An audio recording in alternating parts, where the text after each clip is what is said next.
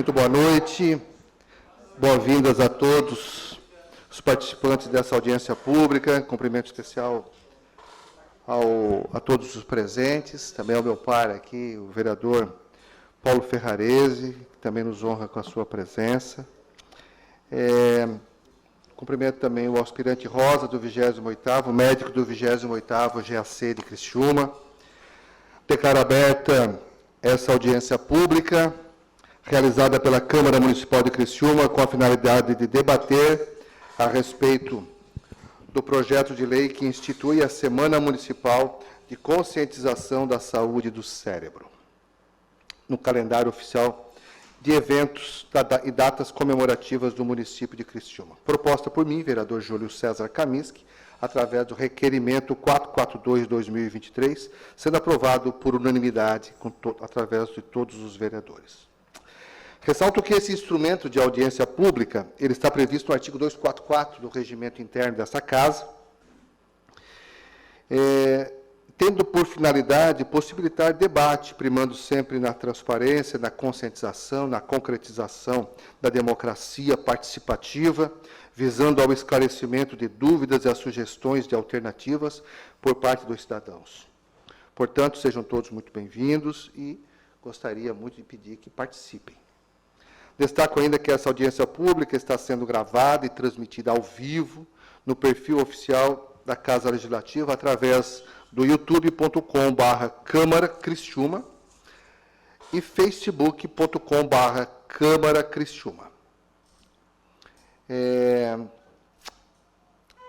Já está compondo a mesa aqui a doutora Sinara Ludovic Gonçalves, que é coordenadora do LAND, Laboratório de Pesquisa em Autismo e Neurodesenvolvimento da Unesc. Dr. Gustavo, médico, Dr. Gustavo Cardoso, médico neurologista. A senhora Daniela Aparecida Teixeira, neuropsicopedagoga, me atrapalho bastante com essa palavra, mas acertei. Especialista em ginástica para o cérebro, diretora franqueada do Método Supera Criciúma. Dando prosseguimento, ressalto mais uma vez que o artigo 244 do nosso regimento, parágrafo 2º, nos permite fazer essa audiência pública e determina um prazo de duração de 2 horas. Então, começa às 19 horas, regimentalmente, e encerra exatamente às 21 horas. Até 21 horas. Os primeiros 40 minutos são dedicados às considerações da mesa.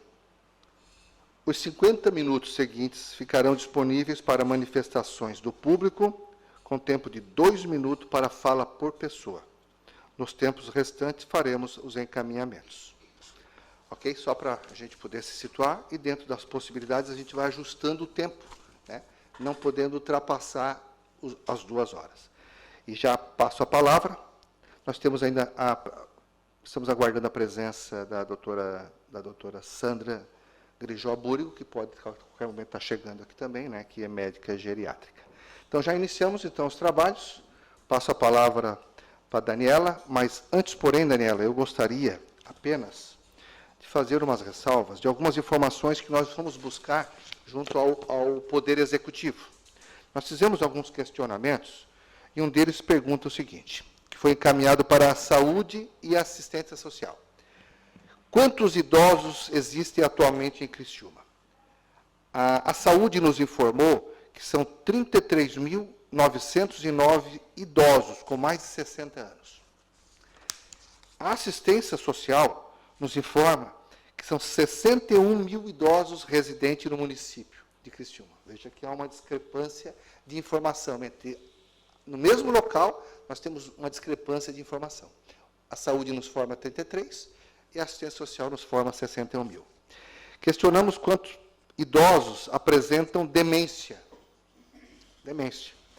E foi nos dito o seguinte, conforme ficha cadastral individual e SUS, Ministério da Saúde, utilizada para cadastrar os pacientes nas unidades básicas de saúde, dispomos apenas de condicionantes de saúde, deficiência intelectual cognitiva, cadastrados em nossa condicional.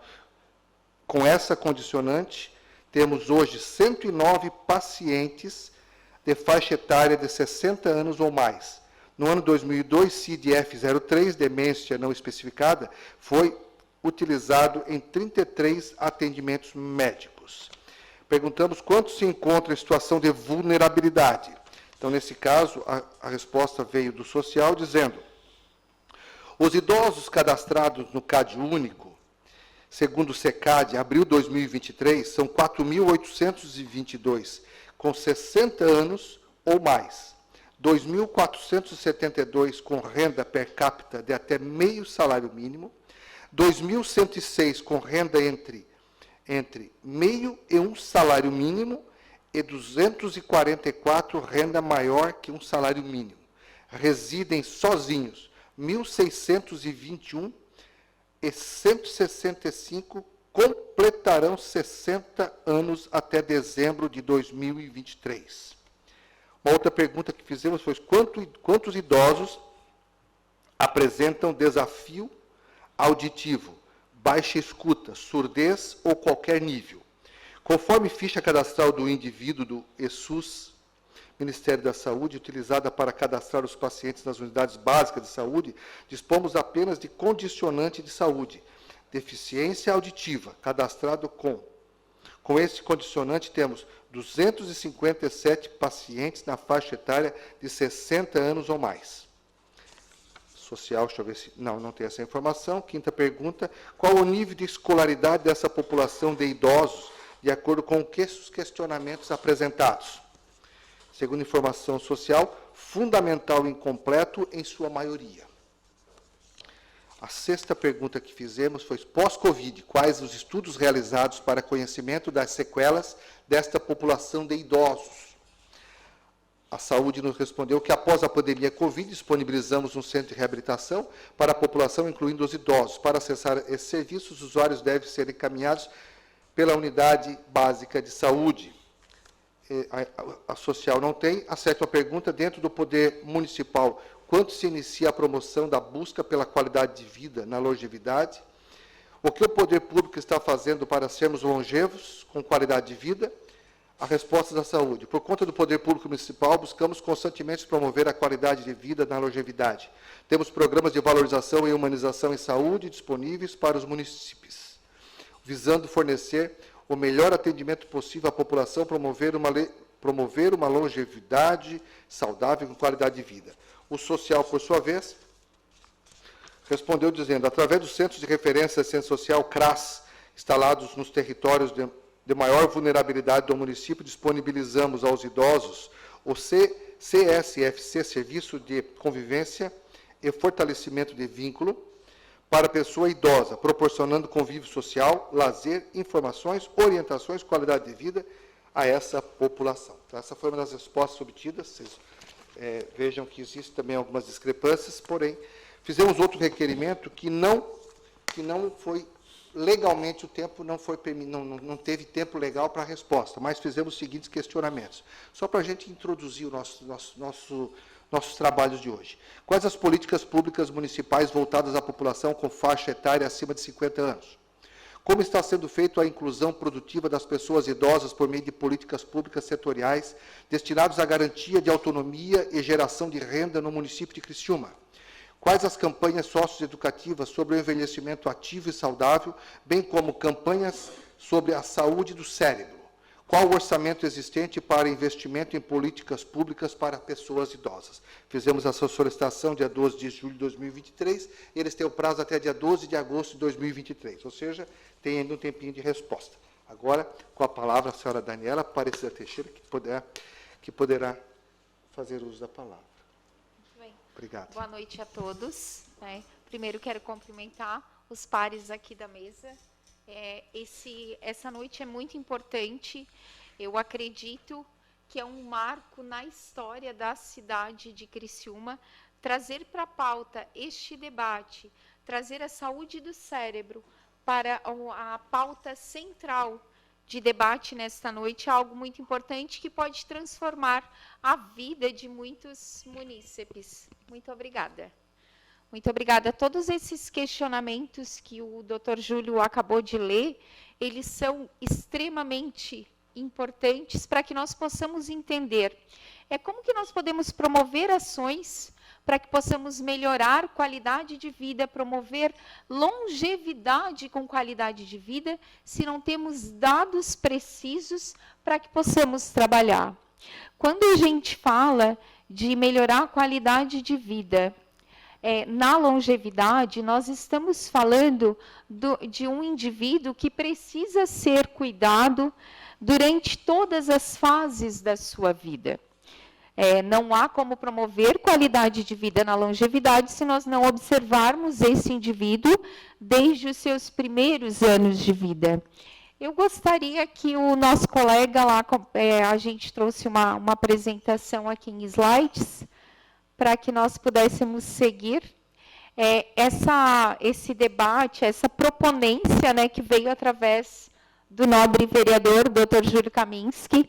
Ela é um sentimento que a gente já traz desde que nós realizamos o primeiro simpósio sobre saúde do cérebro, que aconteceu no ano passado, no dia 1º de setembro de 2022, então, onde nós tivemos, né, trouxemos para a pauta a saúde do cérebro, com vários profissionais aqui do município, entre eles estavam conosco Dr. Jaime Lim, que atua na rede pública municipal, doutora Sandra Búrico, que também hoje não atua, mas já atuou na rede pública municipal de saúde, e também tivemos presença da doutora Roberta Parker, psiquiatra que atende colega do doutor Gustavo, na Neurosul, e ainda a presença de colegas do Método Supera, que vieram de São Paulo, a neurocientista Lívia Ciassi e o nosso diretor Breitler Lara. Foi uma noite de muitos esclarecimentos, e como resultado deste simpósio, né, veio esse anseio para que nós pudéssemos trazer isso para o calendário oficial do município. E doutor Júlio, né, quando trouxemos, né, esta carta, este pedido de intenção, ele prontamente abraçou a causa, entendendo a importância, né, desse diálogo, de que nós possamos trazer essas informações, que são de suma importância para que nós possamos promover saúde e qualidade de vida da população criciumense. Mas agora, o que é promover saúde? Quando a gente fala em promover saúde, a gente está falando de um conjunto de estratégias para buscar melhoria e qualidade de vida da população. Então, são ações de promoção de saúde que devem considerar as determinantes sociais da saúde e de que maneira elas causam um impacto na sociedade. E aí a gente volta a refletir sobre os números que hoje, né, nós tivemos, né, essa divergência, né, nos resultados, mas o que vale na noite de hoje não é a divergência dos dados, mas sim o fato de estarmos reunidos aqui agora e falando sobre e podendo mudar essa questão. Pode passar o slide, por favor. Agora, o que é conscientização? O que a gente fala sobre conscientização? A conscientização, ela consiste na ação de tomar conhecimento de algo, sendo que, a partir de então, a gente pode criar hábitos e atitudes podem ser alterados para que possam se ajustar a uma nova realidade. E é isso que nós fazemos nessa noite. Estamos aqui, né, criando um novo hábito, uma nova atitude diante de um assunto tão importante para que nós possamos, sim, juntos, porque somente juntos nós podemos mudar, né, e impactar a sociedade de forma positiva. Então, essa é uma noite muito importante, volto a frisar. Pode passar. Muito bem, agora nós temos aqui um dado, né, apenas no Brasil, onde hoje há mais de 29 milhões de pessoas acima de 60 anos, de acordo com dados do Instituto Brasileiro de Geografia e Estatística, acredita-se que quase 2 milhões de pessoas têm demências, sendo que cerca de 40% a 60% delas são do tipo Alzheimer. Esses são dados que datam de 2019 da Sociedade Brasileira de Geriatria e Gerontologia. A gente vai assistir agora um vídeo do Dr. Fabiano Moulin, que ele nos traz alguns esclarecimentos acerca deste tema.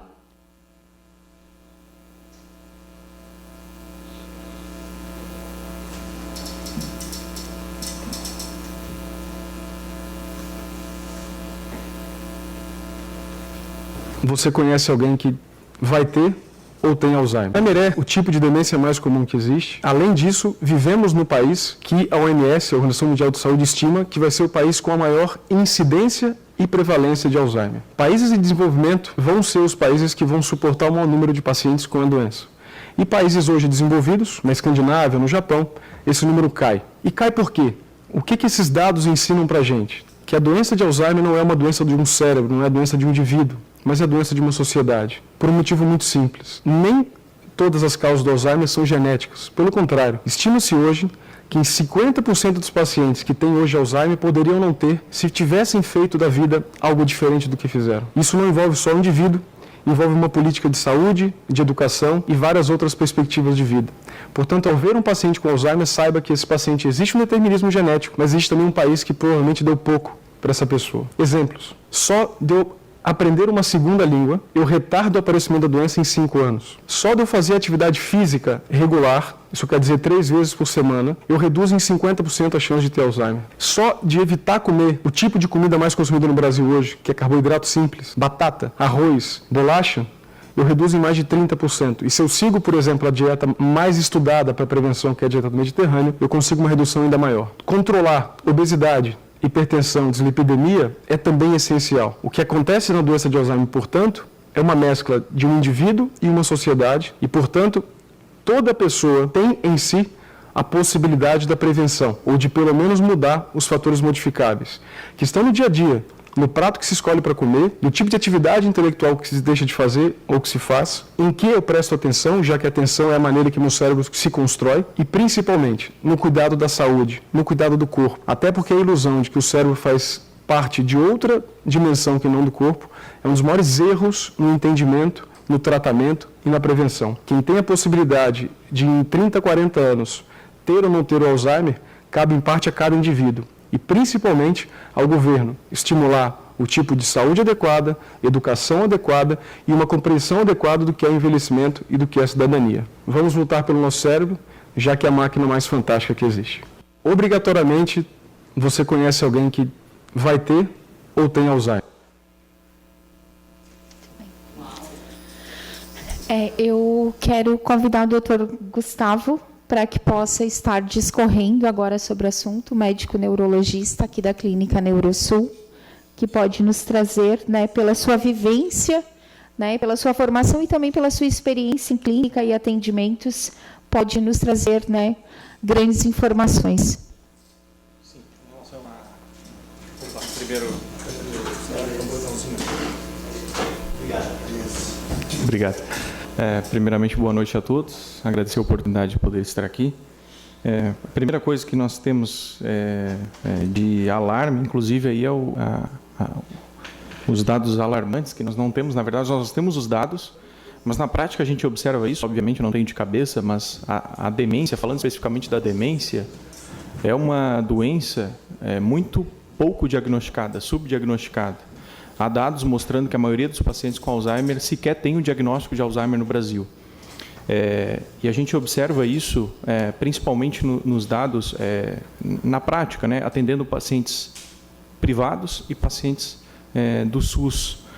E talvez a maior importância dessa semana não seja um pouco da conscientização, no sentido de parar e pensar, será que eu preciso fazer alguma coisa em relação ao esquecimento do meu pai, ao esquecimento de alguém da minha família? Porque ao procurar um médico, você tem um diagnóstico e você tem abordagens de você melhorar a vida dessa pessoa. Por exemplo, eu tenho pacientes com Alzheimer que moram sozinhos. No início da doença, pode. tem um cuidado a mais, às vezes tem uma câmera em casa. Ou seja, é uma conscientização importante que esse trabalho é feito de forma próxima do médico. No SUS, ao mesmo tempo, eu chego muitas vezes a atender no hospital, um paciente acamado, e eu pergunto ao familiar, por que ele é acamado? O paciente não sabe, não tem diagnóstico. É acamado, não sabe, não lembra. Ou seja, aquela autonomia que ele poderia ter lá no passado, obviamente se perdeu, foi algo que não teve um acompanhamento. Esses pacientes, às vezes, quando não há estímulo, por exemplo, um exemplo simples, muitas vezes o paciente com demência, ele vai perdendo a capacidade de engolir. E é por isso que muitas vezes a gente tem que encaminhar para a fonoaudióloga, que é um trabalho que a gente faz com o objetivo de reduzir, de melhorar a alimentação, né? E os pacientes que não têm essa reabilitação, provavelmente vão precisar daquela sonda, não sei se vocês já ouviram falar, da sonda muito antes. Vocês sabem o custo mensal da sonda para o SUS? É pelo menos R$1.000 por mês. Se você num paciente, você conscientiza ele que ele tem uma demência, você trata com fonoterapia, você atrasa isso, você gera redução de custos no sistema de saúde. Uma redução de custo absurdamente. Um profissional de fonoaudióloga numa cidade consegue reduzir o custo de quantas sondas que podem ser evitadas, vamos dizer assim, ou pelo menos atrasadas. Talvez a doença de Alzheimer ela vai acontecer, ela vai evoluir, o paciente vai precisar em algum momento, mas em vez de precisar esse ano, pode ser daqui 2, 3 anos. Outra coisa que achei legal o vídeo ali falando sobre os métodos que a gente pode fazer na nossa vida, né? Hábitos de vida que a gente pode prevenir o Alzheimer.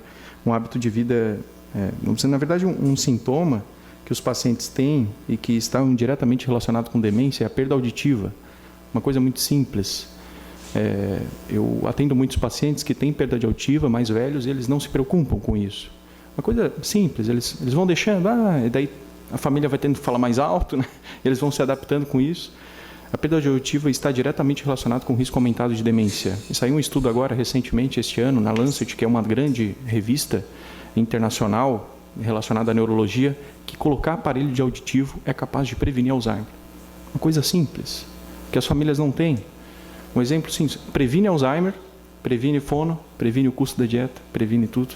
Gera uma cascata de economia para uma cidade, para uma sociedade. Estamos falando de dinheiro.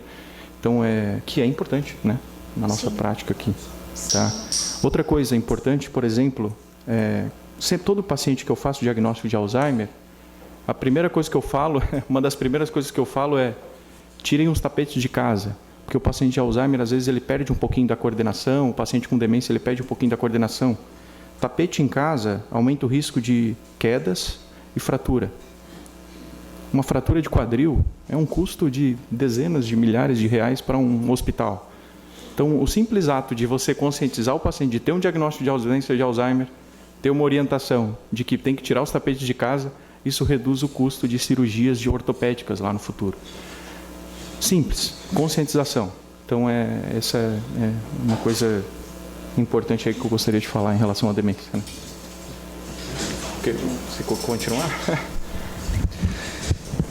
Ô, Dani, tu pode ficar à vontade se quiser falar mais um comentário. Mas eu pensei ficar preocupado, doutor.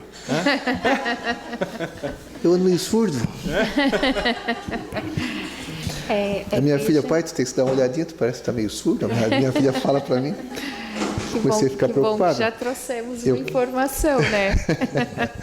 Eu gostaria também de agradecer a presença da Larissa, que é a gerente de especialidades e regulação, representando a Secretaria de Saúde aqui do município. Né? Na tua fala conclui ali, eu posso passar para a Sinara? Pode, nós temos vontade, um tá? slide. Né? Aqui, ó. Pode passar, por favor.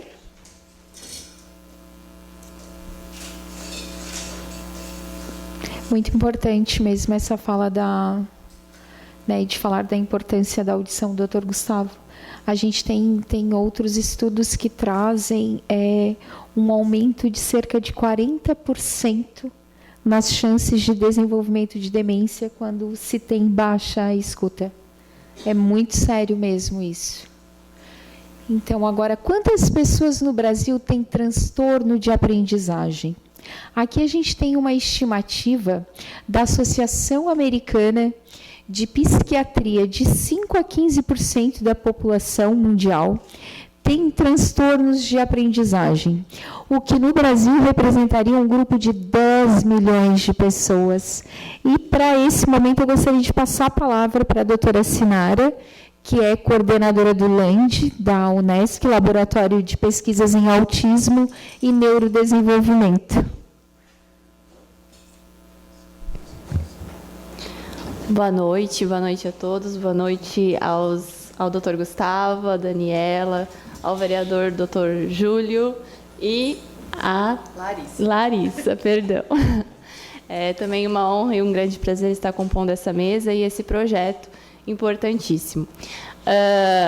Bom, a conscientização, complementando a fala, né, do Dr. Gustavo, da importância da conscientização, né, a fala dele foi direcionada para o público idoso, eu vou direcionar a minha fala para o público que tem transtorno de neurodesenvolvimento, né? Então, a gente, nesses anos de pesquisa na área de autismo e de transtornos de neurodesenvolvimento, a gente vê a importância de lembrar as famílias, lembrar a população que a infância, né, é um período de ouro, né? O cérebro tem essa grande janela de neuroplasticidade gigante na infância, né? Principalmente ali nos primeiros anos de vida.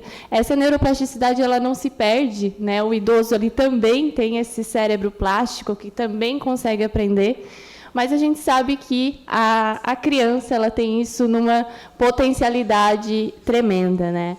Então, estar atento aos transtornos que afetam o sistema nervoso central, a transtornos de aprendizagem, de déficit de atenção e do autismo especialmente, né? Hoje a gente vê aí números alarmantes de prevalência, de incidência de autismo. O último estudo americano de prevalência de autismo, ele fez de 1 para cada 36 crianças são diagnosticadas com autismo. E isso está crescendo ainda mais, né? Esse aumento exponencial de casos de autismo se deve por 2 fatores, né? A maioria dos cientistas acredita que não é só um aumento do espectro do diagnóstico, né, que anteriormente, há 20 anos atrás, era bem mais reduzido. Para tu ser diagnosticado com autismo, tu precisava ter um sintoma muito mais acentuado, um déficit muito mais acentuado. Hoje o espectro aumentou, né, justamente por quê? Porque é necessário entrar com uma intervenção o quanto antes, né? Com 2 aninhos, a criança já pode receber um diagnóstico de suspeita de autismo se ela não está atingindo ali aqueles marcos do neurodesenvolvimento, se ela não está não está falando as primeiras palavrinhas, se ela não está interagindo. Então, já é possível ver alguns atrasos em que é possível também ter ótimos resultados com uma intervenção multidisciplinar, com psicólogos, fonoaudiólogos, diversos profissionais neuropediatras que podem estar auxiliando essa família, né? Então, um diagnóstico de suspeita de autismo, ele não deve ser recebido com esse medo e esse pavor, né? Não vou dizer pelo contrário, mas deve ser acolhido e tratado, né, e levado a sério, porque a chance de aumentar a qualidade de vida das crianças é gigantesca. Então, a consciência sobre todos os transtornos que podem afetar o cérebro é essencial, né, justamente para a população estar mais atenta. Quando a população conhece o que pode afetar ela consegue prevenir, consegue criar estratégias para prevenir aquilo. Então, sem dúvida nenhuma, muito do que se atribui dessa conscientização do autismo e do aumento dos casos de diagnóstico se deve ao aumento da conscientização, né? Então, o autismo ele tem um dia de conscientização, que é em abril. A gente já trata, na verdade, o mês inteiro como um mês de falar sobre o autismo, né? E isso foi maravilhoso, porque tirou muito do estigma associado ao diagnóstico desse transtorno. Então, fazer uma semana, né, de conscientização do cérebro, de todas as estratégias que a gente pode ter em todas as idades, né, desde o início da vida até durante a nossa fase adulta, nossa fase, estar atento, né, para também não sobrecarregar esse cérebro, né, não estressá-lo demais. E também para se preparar para a nossa a melhor idade, né, para a terceira idade. Então, todo mundo sabe, todo mundo quer chegar lá, né? Então a gente tem que se preparar em todas as fases da vida, né? Então, seria isso. Muito obrigada. Certo. O Dr. Gustavo quer discorrer sobre o TDAH. Agora, nesse momento, que é muito importante que nós, né, trazermos para a pauta. Sim. Gostaria só de voltar um pouquinho em relação ao autismo ali. Uma coisa simples, a importância da conscientização e do diagnóstico. Apesar de o autismo ser uma doença que não tem um remédio que você dá, assim, toma todo dia que o autismo está curado. Mas a gente consegue fazer terapias para melhorar. Recentemente eu diagnostiquei um paciente com autismo, um paciente já adulto, casado, com um filho pequeno. E ele tinha, obviamente, algumas dificuldades de interação social, mas ele chegou para mim com um grande problema no casamento. Ele tem autismo. Um dos sintomas do autismo é a dificuldade de mudanças, né, de fazer mudanças. A família comprou um apartamento, mobiliou o apartamento e ele não conseguia sair da casa dele, que ele morava desde criança.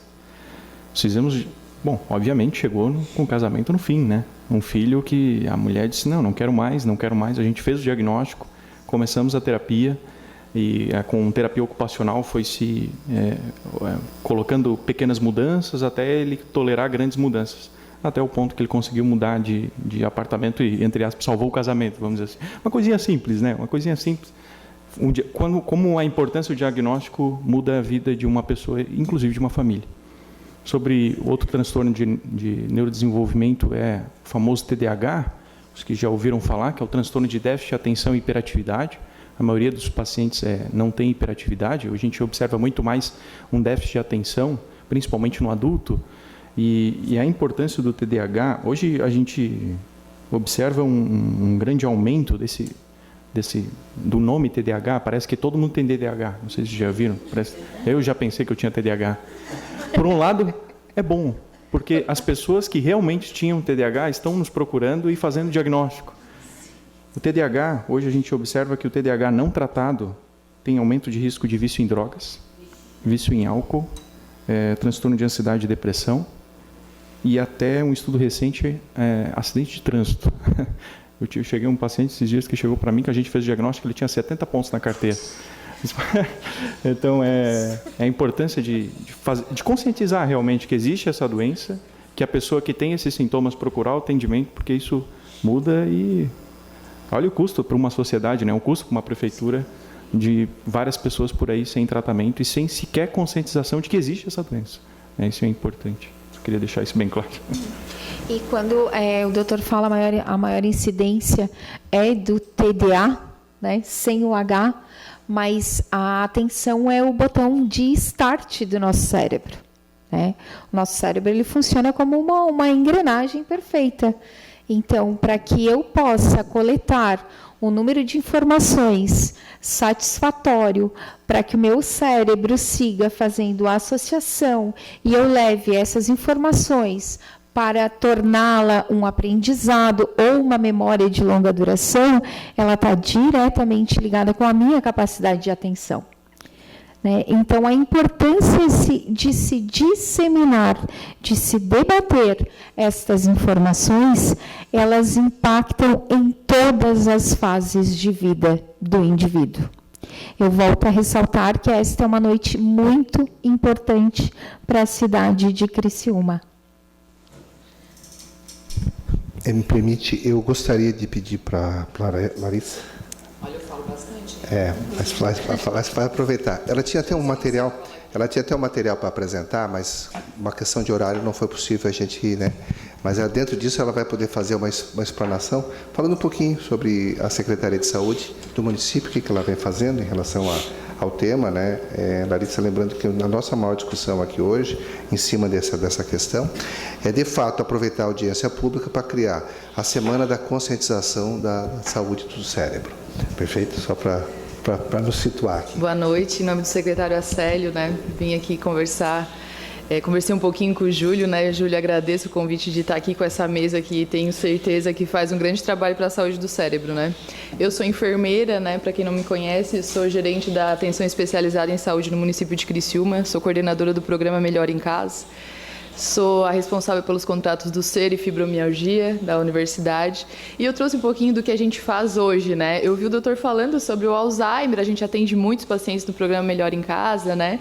A gente tem a equipe multidisciplinar que hoje está inserida lá no Santo Agostinho, né? Convido todos para irem lá conhecer, né? A gente uniu a equipe multi, que estava meio dividida, separada, a gente viu que o trabalho não estava legal, então ela está unida lá dentro do Santo Agostinho. E o programa Melhor em Casa, né, que a gente atende tanto a estimulação precoce, né, que são essas crianças que vêm de deshospitalizações graves, os autistas graves, que também são atendidos junto com a PAI, né, e a gente tem esse trabalho já em domicílio. Eu fico feliz dessa questão estar sendo nesse momento, porque a gente está em audiência pública também para a Política Nacional de Pessoas com Deficiência, né? Está ali em consulta pública do Ministério da Saúde, então até aconselho todos que deem uma lida ali na política que vai sair nos próximos dias, acredito que vai sair, né, em datas próximas, e o nosso município também não pode ficar de fora, né? Eu faço tanto a parte assistencial, então eu atendo tanto as crianças em estimulação precoce, como os idosos também em Alzheimer e Parkinson avançado, como também faço o gerenciamento de toda a parte de consultas e especialidades que são necessárias para eles, né?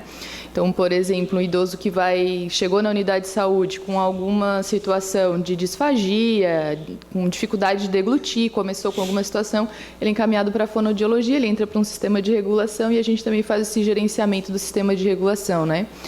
Hoje nós temos aí no município uma gama de equipe multidisciplinar, né, que também está aprendendo a lidar com esse aumento, né, dessas situações, como que a gente vai atender essa demanda gigantesca de doenças crônicas, né, dos idosos que estão cada vez vivendo mais e dessas crianças com esse diagnóstico, que ainda bem que está sendo precoce, porque a gente consegue estimular elas antes de que elas se agravem, né, ou que elas tenham situações mais difíceis. Eu sou irmã de autista, com um diagnóstico tardio, Asperger, com altas habilidades, com um diagnóstico de 34 anos, e sou mãe de um menino com TDAH. Então, eu sou inserida, assim, pessoalmente nessa vida, nesse meio, tanto no trabalho quanto na minha casa, né? Então, eu coloco à disposição da Secretaria de Saúde, eu acho que a iniciativa é de extrema importância, né? Principalmente porque está diretamente ligada hoje com a política nacional.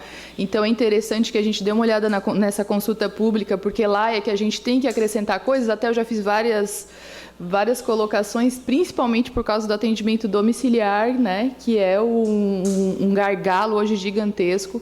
A paliação, né, os atendimentos paliativos, né, será realmente que esse paciente precisa da sonda? Será que a gente não pode acompanhá-lo por mais tempo com uma fonoaudióloga para evitar que ele precise ir para uma sonda, né?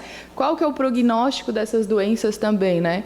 Então, eu estou à disposição, me coloco à disposição de vocês. Então, às vezes estou lá no Santo Agostinho, às vezes estou na Secretaria de Saúde, mas eu acho sensacional, apoio totalmente essa iniciativa e me coloco à disposição de todos vocês para o que precisarem, né? A gente já tem uma ligação bem grande com a universidade, inclusive ontem, 10h30 da noite, as crianças de estimulação precoce que estão saindo de alta do Melhor em Casa estavam sendo atendidas lá. Eu fiz um slide rapidinho no caminho para cá para que vocês pudessem olhar umas fotos. É uma pena, porque ficou lindo o espaço, está todo decorado e as crianças foram atendidas lá, junto com os alunos da universidade, né? A estimulação do cérebro, para que a gente consiga fazer algo, a gente sabe que tem que ser muito além só da saúde, né? Tem que vir a educação, tem que vir a estrutura, né? Tem que vir muitas outras coisas para que a gente consiga fazer um bom trabalho, né? Então, eu coloquei um pouquinho das coisas que a gente está fazendo na área da saúde, mas a gente sabe que vai muito além do que só da nossa Secretaria de Saúde, né? É todo o poder público e a própria sociedade está aqui, né, nesse momento, brigando para que as coisas aconteçam e achando alternativas para conseguir fazer que o nosso cérebro funcione melhor. Tá bom? Muito obrigada e boa noite. Pena mesmo, né, que o teu slide não pôde ser apresentado. Né? Várias crianças, vários idosos ali, que talvez vocês até reconhecessem algumas pessoas ali. Mas então todo o conteúdo que está sendo trazido aqui, veja que a saúde do cérebro começa muito jovem, né? Muito jovem, uma criança identificando lá uma situação qualquer que a gente possa estar dando todo o acompanhamento. E a política... Só uma colocação que é interessante no que você falou, que a gente sabe que 70% das deficiências podem ser evitáveis na gestação. Inclusive a universidade, a Unesc, lançou ontem, mandou um documento para a gente sobre a saúde mental das nossas gestantes, muito bacana. Então, para a gente evitar que essas deficiências aconteçam, a gente sabe que a gente tem que trabalhar realmente no período gestacional. Bacana. Então a gente vê o quanto é fundamental nós definirmos datas, estabelecer um período onde nós possamos de fato estar trazendo isso dentro do próprio calendário, seja de conscientização, seja de programas, seja de informação, porque nos parece, né, Dani, nos parece que nós não temos informações. E essa falta de informação tem muito a ver com o vídeo que foi apresentado, quando na alimentação, né, olha, você tem que comer feijão, arroz, sabe? Você começa a própria disciplina, né? Eu sou hipertenso, então eu cuido da minha pressão, perfeito? Ou seja, eu tenho um cuidado por ela aqui, até porque eu descobri que eu tenho, né? É uma questão hereditária. Mas quem não tem noção, às vezes, que está passando por isso e acaba sofrendo aí um acidente qualquer, né? Sem sequer ter a noção de que realmente passa. Então, quando você tem conhecimento e consegue cuidar, tratar ou ter uma administração sobre essa questão, isso facilita realmente para o seu dia a dia, para o seu cotidiano. Mas nós vamos iniciar um processo agora de questionamentos, vai ficar aberto para todos que desejarem se manifestar, mas eu gostaria até de iniciar essa parte fazendo um questionamento. Nós estaremos realizando no dia 24 um tema polêmico, um tema muito sério, muito polêmico, através também de uma audiência pública que nós da Comissão de Saúde, né, Paulo? Nós estaremos tratando sobre o uso oh meu Deus do céu, cannabis, perfeito? Ali, só a quantidade de ativos existentes, né? Que são identificados, que pode usar no tratamento, enfim, existem várias discussões cientificamente já demonstradas em relação a tratamentos. Eu conheço pessoas que fazem uso, né, por conta de epilepsias, né, tratamentos de Parkinson também, Alzheimer, claro. E aí eu tenho conhecimento de algumas pessoas cujo acesso é difícil, né, pelo seu custo elevado. Então, nós devemos iniciar também um diálogo sobre isso, uma conversa sobre isso, verificando, porque a Secretaria de Saúde hoje também já tem um projeto de lei, que deveremos estar trazendo isso no dia 24, para estar debatendo, tratando, e mostrando para as pessoas já a cidade de Criciúma iniciando essa discussão, que de fato depende ainda de muita regulamentação da própria Anvisa, né? Que existe lei, mas falta regulamentação. Então, minha pergunta segue nessa linha. Tá certo? Dentro disso, vocês já utilizam, doutor, né, esse tipo de tratamento? Em que momento o paciente, de fato, ele pode iniciar esse tipo de tratamento? Quer dizer, existe toda uma preparação anterior? Não existe a preparação? Esse acesso a essa medicação? O senhor pode falar um pouquinho sobre essa questão, por gentileza? Há evidências científicas hoje já para o uso do cannabis. Obviamente, eu como médico, eu tenho uma visão, tenho que ter uma visão muito racional a isso. A gente sabe que o cannabis não é milagroso, como as pessoas às vezes difundem, que funciona para todas as doenças do mundo. Nenhuma medicação funciona para todas as doenças, né? Mas ela é uma medicação que já há evidências científicas, eu uso na prática, tem alguns pacientes, e que tem resultado em alguns, resultado em outras pessoas não tem resultado, mas a gente observa isso como uma alternativa, sim, em alguns pacientes. Hoje o meu uso se baseia muito em controle de comportamento, principalmente em pacientes com demência avançada, que tem muitas vezes uma alteração comportamental muito mais grave, no sentido de sintomas psicóticos, às vezes até agitação, agressividade. Aos familiares, o cannabis entra aí como uma alternativa muito boa no tratamento. E muitas vezes as medicações que estão disponíveis para controle disso têm muitos efeitos colaterais. Às vezes até o paciente às vezes com Alzheimer usa uma medicação para controlar o comportamento e o paciente acaba tendo sintomas da doença de Parkinson, porque algumas medicações acabam causando isso. Isso pode acontecer, o cannabis tem menos efeitos colaterais em relação a isso, então é uma medicação válida em relação a isso. E também no controle da dor, o cannabis entra como uma alternativa em pacientes com dor crônica refratária. Os neuropediatras usam também no controle de epilepsia, principalmente em controle comportamental de pacientes com autismo, com bons benefícios. O problema é a questão de custo, né? É muito alto, Geralmente, quando a gente oferece essa alternativa de tratamento, a maioria das famílias acabam não tendo condições e, obviamente, diminui uma alternativa de tratamento que poderia ter sido eficaz. Né? A palavra está aberta. Quem desejar se manifestar, eu só gostaria que se dirigisse à tribuna, né, desse o seu nome, se representa alguma entidade, ou coisa de que o valha, e de desejarem fazer uso da palavra, está aberta. Paulo? Fica à vontade. Se quiser fazer uso da tribuna, também pode ficar à vontade.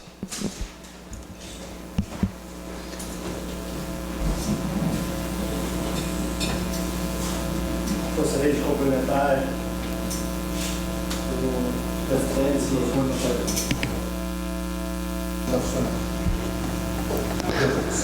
Gostaria de cumprimentar o vereador Júlio Kaminski, também o doutor Gustavo, Daniela, a Larissa, a doutora Sinara. Parabéns a todos por estar aqui nesta noite discutindo esse assunto tão importante. Parabéns, vereador Kaminski, por tomar a iniciativa de tratar de um assunto que vem atingindo as crianças que vêm, né, a cada dia que nasce, conforme pesquisa, cada 35 crianças que nasce, uma tem autismo, tantos problemas, né, que têm aparecido com nossas crianças. E também a prevenção da doença do cérebro, quando chegamos aí atingindo a nossa idade e acima dos 60 anos, eu gostaria de perguntar a Larissa, representando aqui a Secretaria de Saúde, o diagnóstico a essas crianças, ou muitos, né, que vêm com a doença do Alzheimer, outras doenças, a Secretaria de Saúde está dando uma atenção necessária ou entra numa fila, que sabes que nós vivemos momentos e momentos com falta de médico nas unidades de saúde, está sendo chamado agora médicos aí de concurso, que não era para entrar nessa área, mas é importante. Às vezes tem pacientes que entram numa fila, às vezes numa fila até para consultar na unidade. Como é que a Secretaria de Saúde está tratando esses pacientes em especial? Obrigado, vereador Kaminski. Boa noite, Paulo. Obrigada pela pergunta. Hoje, as crianças que precisam de diagnóstico precoce, a gente tem um serviço do SER-UNESC. Elas são encaminhadas pelas próprias unidades de saúde, não precisa ser o médico a encaminhar essa criança. E essa criança entra para fazer esse atendimento lá na universidade hoje, né? Hoje é lá na UNESC, que está inserido o SER, mas ele é um serviço regional. Hoje a gente tem poucas crianças na fila, ela é regulada, né, que a gente usa uma classificação de risco como urgente. Uma classificação de prioridade. Então, essa criança que não tem diagnóstico, ela pode ser inserida pela unidade básica, não precisa ser o médico, pode ser qualquer profissional de nível superior que vai colocar todos os dados e vai encaminhar para essa fila de regulação. Então, hoje o diagnóstico é feito pelo SER-UNESC. E também dentro da nossa rede, né, a gente também tem os neuropediatras que também fazem um atendimento se essa criança, porventura, não foi por esse canal, digamos assim, por essa via, que era uma via mais correta para um diagnóstico, no caso de autismo, ele também pode ser diagnosticado dentro da rede de atenção à saúde. Referente aos médicos, aí, eu acho que está sendo já bem divulgado que a gente está quase terminando aí a composição completa das unidades básicas de saúde, já foram chamados do concurso e já estão todos assumindo aí, falta bem pouquinho. Vamos chegar lá, Paulo. Obrigada. É o que a gente espera. Alguém mais deseja se manifestar? Eu queria perguntar para a Dani, né, dentro daquilo que a gente se propõe, Dani, né, e o projeto de lei, a gente fez mais ou menos um desenho do projeto para se tratar da questão da conscientização da saúde. A gente fala sobre promover encontros, conscientização, trabalho. Como a gente pode efetivamente realizar isso e como você vê que o poder público municipal pode interferir, pode contribuir? Perfeito? Se puder falar um pouquinho sobre esse assunto, eu gostaria, por gentileza.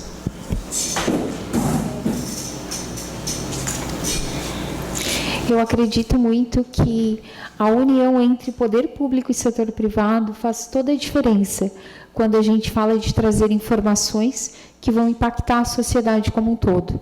Porque quando a gente tem a união desse conjunto, a gente consegue alcançar um número maior de pessoas. Essa estruturação, ela deve começar partindo não somente da área da saúde, mas também na área da educação. É muito importante que nós possamos estar conscientizando o indivíduo desde sua formação educacional. Quando você trouxe lá os primeiros dados, né, no início dessa discussão, nos falando dos idosos, que em sua grande maioria, eles têm nível fundamental incompleto. E aí, qual o nível de informação?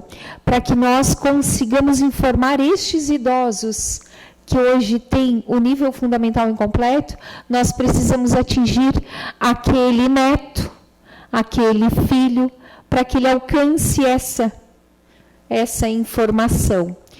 Nós, do método Supera Criciúma, nós temos essa iniciativa, nós trazemos como prerrogativa de contribuir, de realmente fazer a diferença, né, dentro da cidade de Criciúma, trazendo estas informações. Né? Nós vamos agora para o segundo simpósio, né, e esse apoio, o que está acontecendo aqui hoje, doutor Júlio, é a união desses setores. Né? Nós temos aqui a Unesc, nós temos aqui o doutor Gustavo, que representa a Neurosul, né? Estou aqui representando o método Supera, estamos aqui com o espaço aberto dentro da Câmara de Vereadores, então a gente já vê acontecendo a união de entidades públicas e entidade privada. Né? E nós, método Supera, nós temos esta prerrogativa muito forte, tanto que nós vamos agora, comemoramos o aniversário da Escola de Criciúma com a realização do segundo simpósio sobre saúde do cérebro. Né? Eu até queria pedir para o nosso técnico lá da mesa que pudesse passar, quero apresentar para vocês quem são os profissionais que estarão conosco no próximo dia 31 de agosto, onde nós trazemos com muita força a discussão sobre a importância da saúde do cérebro. Pode passar, por favor. Aqui era um outro vídeo. Aqui está o segundo simpósio. O evento acontece na ASIC, que já é nossa parceira pelo segundo ano consecutivo. É um evento de cunho social. O nosso intuito é realmente comemoramos o aniversário de 3 anos do Método Supera, trazendo informação para a população de Criciúma e ainda o acesso a 1 quilo de alimento que será doado à AMA, que é uma instituição aqui da cidade de Criciúma, que hoje atende a mais de 286 crianças e adultos com espectro autista. Dr. Eduardo Medeiros, que é neuropediatra, formado em medicina pela Universidade Federal de Santa Catarina, em pediatria no Hospital Joana de Guzmão, fez na Universidade Federal do Paraná, se especializou em neurologia, estará conosco, atua como médico neurologista infantil em Criciúma e região há 14 anos, atende SUS, APAES, clínicas, hospitais e num consultório aqui próximo, aqui na Clínica São Lucas, estará conosco, pode passar. Doutora Gisele Borges de Medeiros, neurologista, neurofisiologista, graduada pela UFSC, residência em neurologia pelo Hospital das Clínicas, no Paraná, pós-graduação em neurofisiologia pela Unifesp, Universidade Federal de São Paulo. Hoje ela atua como médica neurologista no Hospital São José, no Hospital São João Batista e no Hospital Unimed Criciúma. Chefe do setor de eletroencefalograma do Hospital São José e coordena a equipe de neurologia do Hospital São João Unimed. É um dos nomes que estará conosco, trazendo informações acerca de como cuidar da saúde do cérebro de forma preventiva.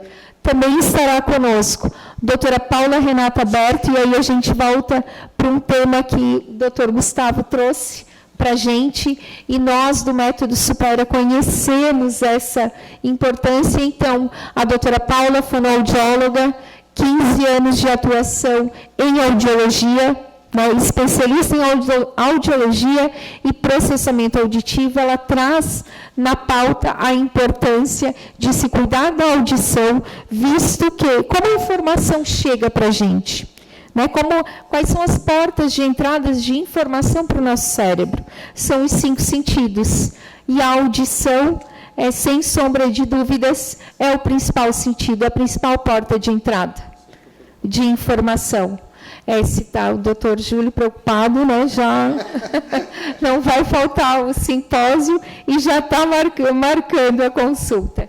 E ainda a doutora Mônica Sanches Yassuda, que é uma sumidade quando se trata, né, de cuidar de longevidade com qualidade de vida, professora titular de Gerontologia da Universidade de São Paulo, da USP, doutora em Desenvolvimento Humano pela Universidade da Flórida, nos Estados Unidos.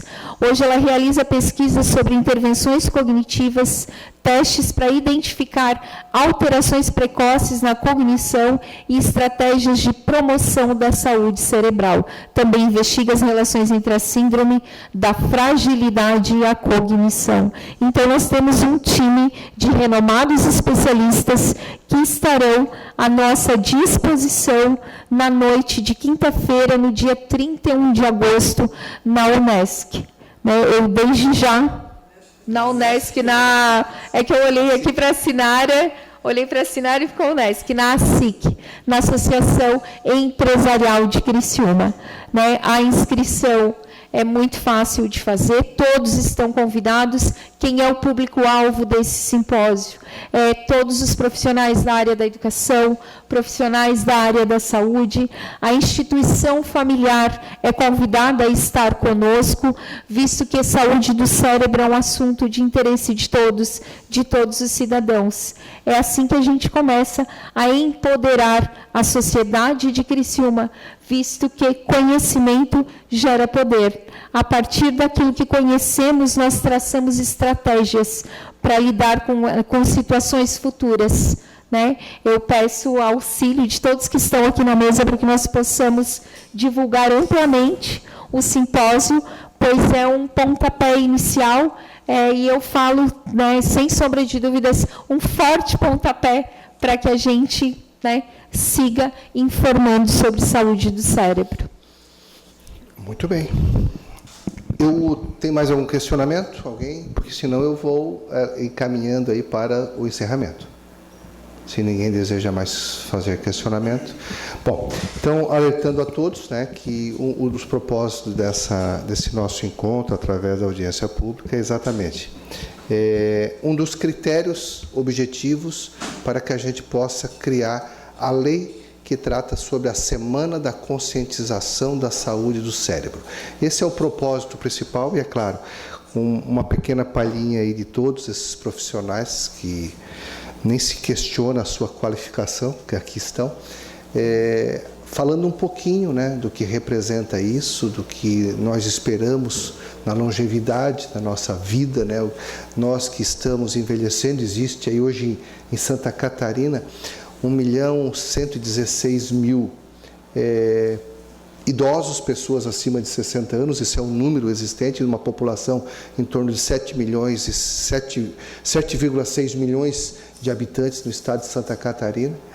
E tudo que a gente quer, o estado maravilhoso que nós estamos, que a gente possa ter a nossa longevidade. Hoje, a expectativa de vida está na faixa de 82, 83 anos, eu acho que é isso, mais ou menos a faixa hoje em Santa Catarina. Então, a gente quer viver muito mais. Quem sabe viver os 127 anos, que é uma previsão do ser humano, quem sabe. Então, tudo que a gente quer é criar, dentro da cidade de Criciúma, a conscientização. Nós, lá no passado, falando de 60 anos atrás, ou um pouco mais, nós tínhamos bastante dificuldades de acesso à informação. Tanto é verdadeiro que a informação trazida pelo município, ela caracteriza boa parte da população idosa com bastante dificuldade no próprio ensino fundamental. Então, veja que vivemos outros momentos, né? Hoje as pessoas têm acesso à informação, têm acesso às escolas e vivemos momentos diferentes, mas mais do que nunca a conscientização precisa estar presente. Por isso, eu agora, encerrando as falas de todos os membros da mesa e bem como de todos vocês, seguimos para os encaminhamentos finais.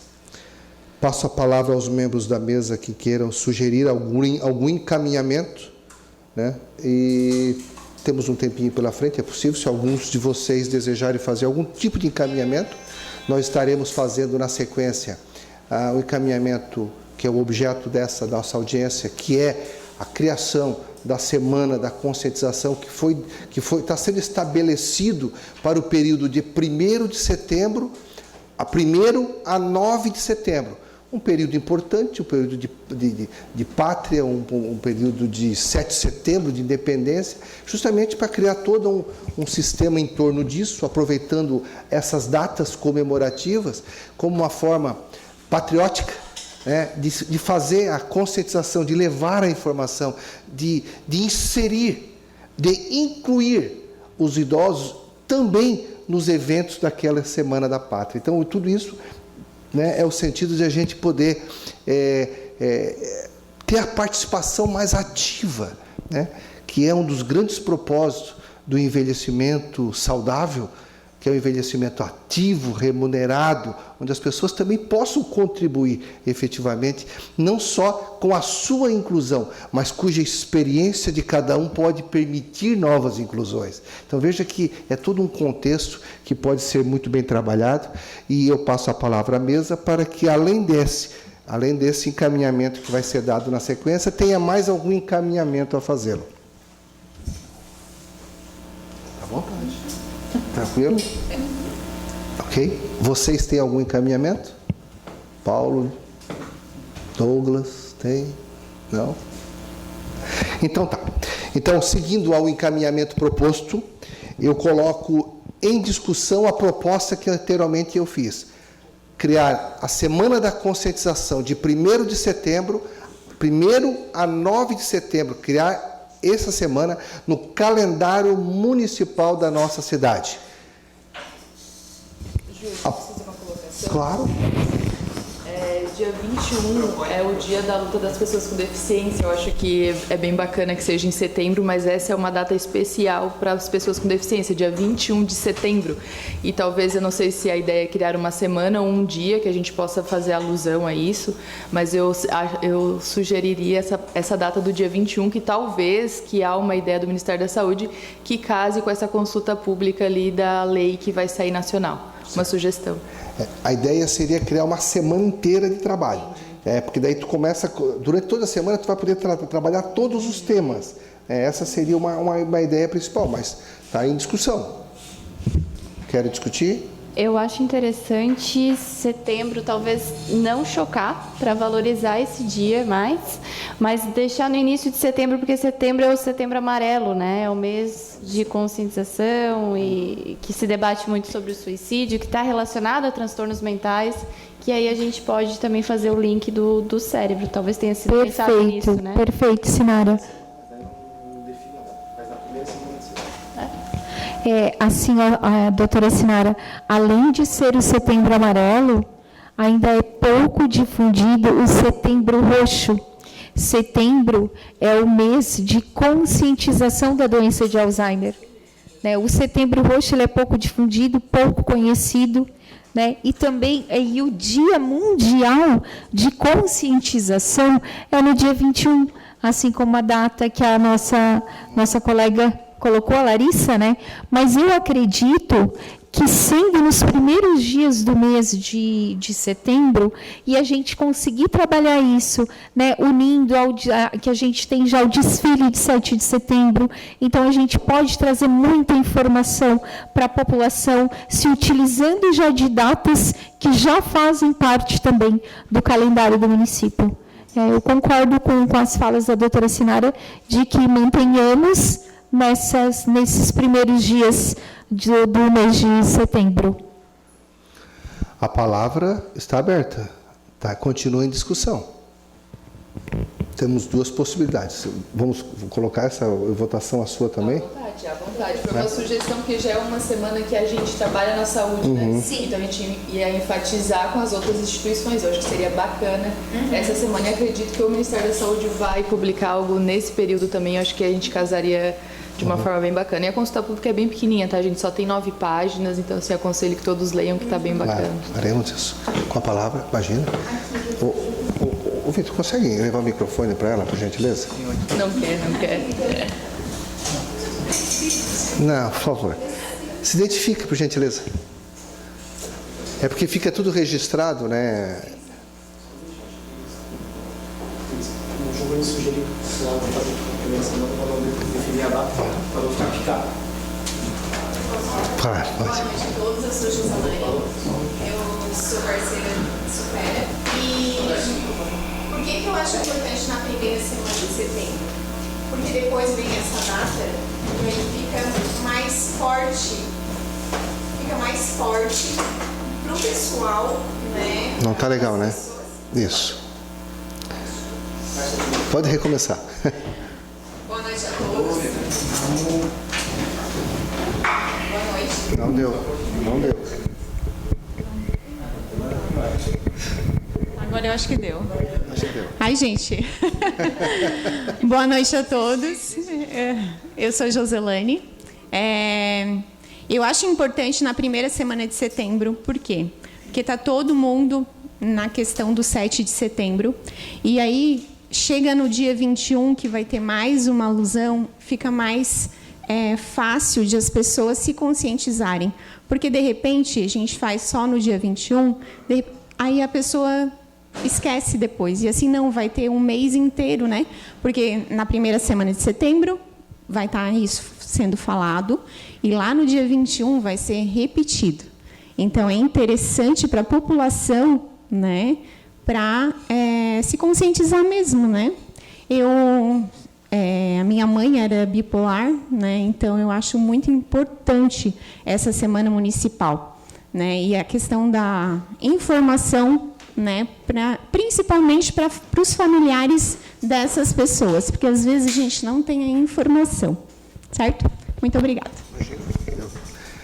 Mais alguém deseja se manifestar? Eu vou colocar em votação.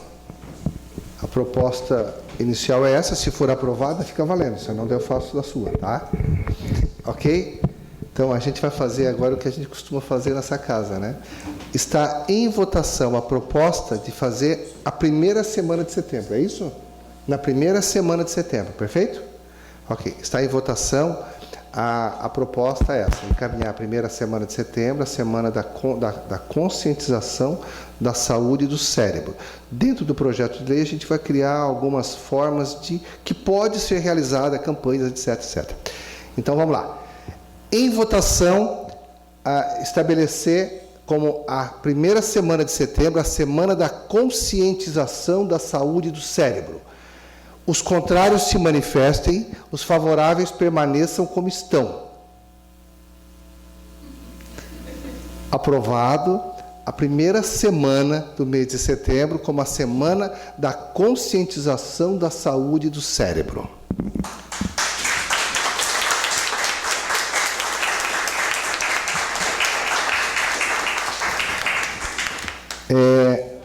Mais algum encaminhamento que desejam fazer? Se não desejam, eu vou finalizando os trabalhos.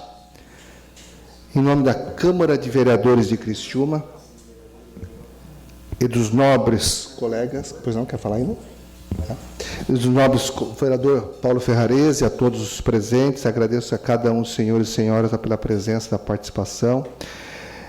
O resultado dessa audiência pública poderá ser convertido em proposição legislativa e submetido à apreciação da Câmara Municipal de Criciúma.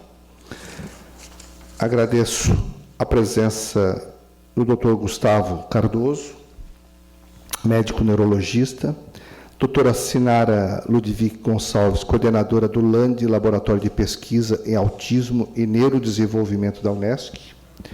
Obrigado a Larissa, gerente das especialidades e regulação do município de Criciúma, junto à Secretaria de Saúde. Muito obrigado, é isso mesmo.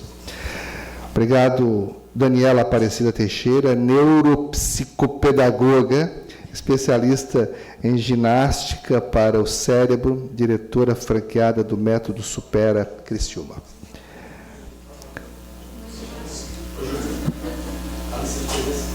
Já estão assinadas?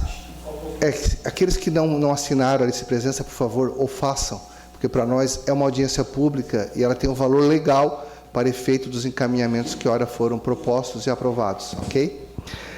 Nada mais havendo a tratar, declaro encerrada essa audiência pública. Muito obrigado a todos, uma boa noite e convido para uma foto oficial aqui na frente. Muito obrigado a todos.